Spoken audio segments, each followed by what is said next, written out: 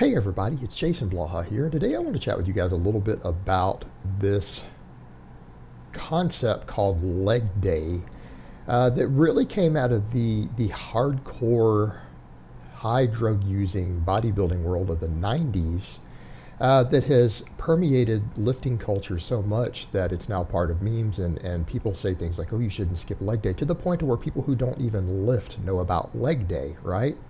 They know about leg day, but the reality is leg day doesn't actually really exist in serious strength training culture. In other words, people who are concerned about being the best strength athletes, concerned about the most strength, the most power, things like that, we don't actually use this concept.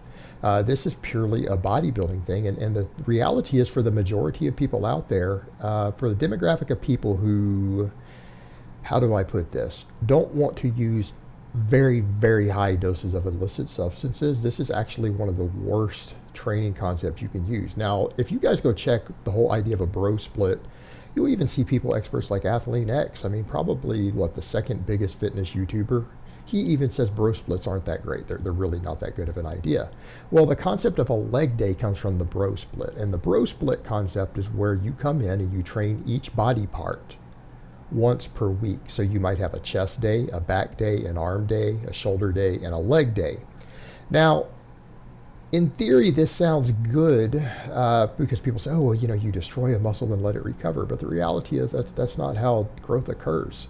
The reason guys get away with that is because they're using an enormous amount of drugs. When you start using larger and larger doses of anabolic drugs, muscle protein synthesis stays elevated all the time, right? It stays elevated all the time. And training volume, really reps and sets becomes the primary mechanism by which growth is stimulated, and tension matters less and less. So when you understand it from that perspective, it makes sense. So they just, let a muscle recover and adapt, right? They smash it and then let it grow. The reality is, though, is that for people who aren't using drugs, there's a very finite amount of training volume that you can really adapt to in any given training session. And for people who don't use drugs, guess what? Muscles only grow for about 30 to 48 hours after you train them. In other words, you are not growing on the third day after you train a muscle. So if you smash your legs and you do 15 sets for legs and they're fatigued and you can barely walk out of the gym, guess what? You spend most of that 48 hours recovering. You have a very small growth window, and then you're not growing again for a week. You're not re-stimulating those muscles for a week. Now, a lot of guys who do this, they get away with a little better upper body development. Why? Because on their chest day, guess what happens? Their shoulders and triceps get stimulated. On their back day, their shoulders, their biceps, and in some cases, their triceps and chest get stimulated again, right? Weighted pull-ups, weighted chin-ups, they actually work the triceps and chest to some extent, right? Shoulder day rolls around. They're doing overhead pressing. They're working their upper chest and their triceps again. Arm day rolls around. Biceps, triceps. So what you end up happening is that a lot of these upper body muscles get hit 2-3 times, in some cases 4 times a week. And they see pretty good growth. And then guys see, well, they see that makes them aesthetic, that sort of training because they split it up. No, it doesn't. It's because their triceps are getting worked 4 days a week. Their delts are getting worked 4 days a week. All right? Biceps are getting hit 2, in some cases 3 times a week. Chest is getting hit 3 times a week, if not more. That's why those muscles grow more on that sort of program. But what ends up happening with your legs? Legs get treated as an afterthought. They get treated as an afterthought because they get half of your body gets 1 day in the gym.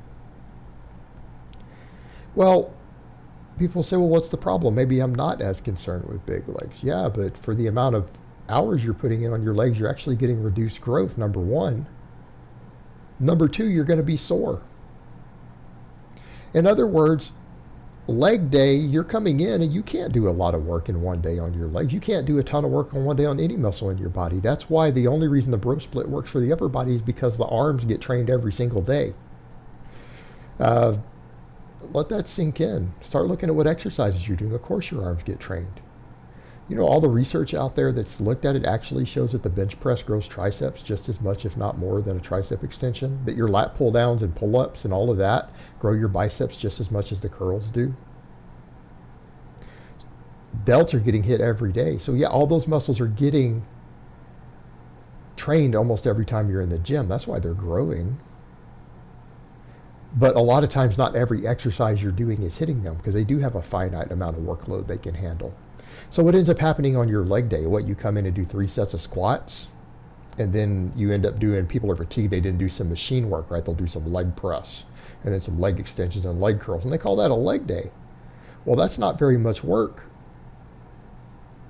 The only time you see people training with really high volume and low frequency, even in the strength world, they're coming in and squatting all day. You know, you're talking about 10 sets of squats. Not 3 sets of squats and then a bunch of machines. You're getting an inferior training stimulus.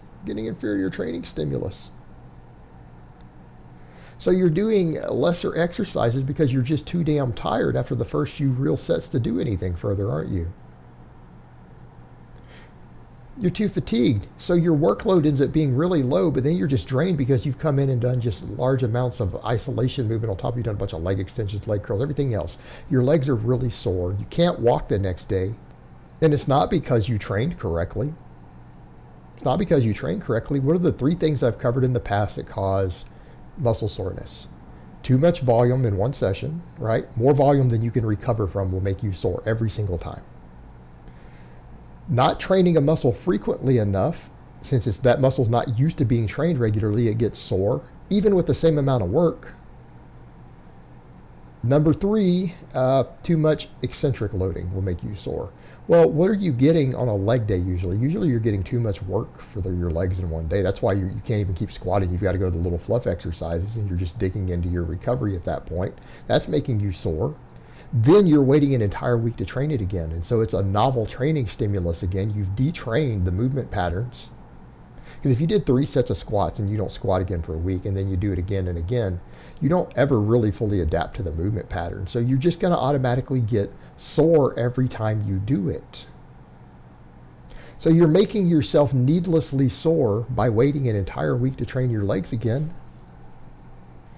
You're getting an inferior training response, and you're just getting actually less muscle growth per workout than if you just did better exercises for a moderate workload at a higher frequency. Leg day doesn't work. The majority of people who do body part splits who aren't blasting large amounts of gear, they don't even have good leg development. And the sad part is that leg strength and size is actually the one that affects health the most. I mean, that's the thing I would tell a lot of these guys. Even you guys were like, well, I want to be lean and healthy and everything else. I don't care if my legs are that big. Well, that'll help you. You do know if you build pretty jacked legs from squatting and deadlifting and things, your caloric burn is going to go up. The amount of calories you're going to burn doing everything, including your cardio, is going to go up. That's going to help you lean out later. That's also going to improve your insulin sensitivity. All of these factors that you look at that are going to help you with body composition as you get older and older and older. In fact, even when you're younger, they're impacted by your leg development more than your upper body development. So it might not be the showiest muscle for a lot of you younger guys, but there are benefits to it that are going to carry over to the other things you're trying to do.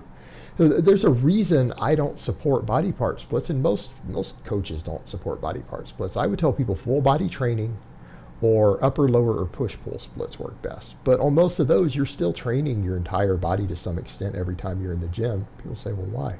Well, because on an upper, lower, you're still going to be doing standing presses or push presses and things like that on your upper body days, right? Of course you are. Or rows. So there is some lower body work, but you're going to squat and deadlift on your lower body days. So even on a setup like that that's 4 days a week, you are getting some leg stimulation on all 4 days usually, right?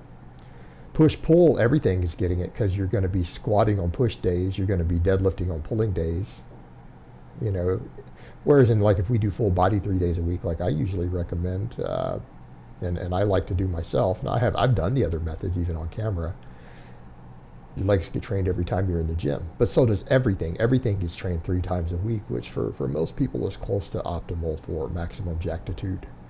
But the reality is the whole leg day thing makes you gain less muscle, and it makes you needlessly sore for no benefit. And this whole idea needs to go away for anyone who's going to be drug free or who wants to use very conservative amounts of illicit substances. It's just not a good idea for all those reasons that I stated. All right, guys, but that's really all I have to say on that today. I hope it's been informative, and I will talk to you guys next time.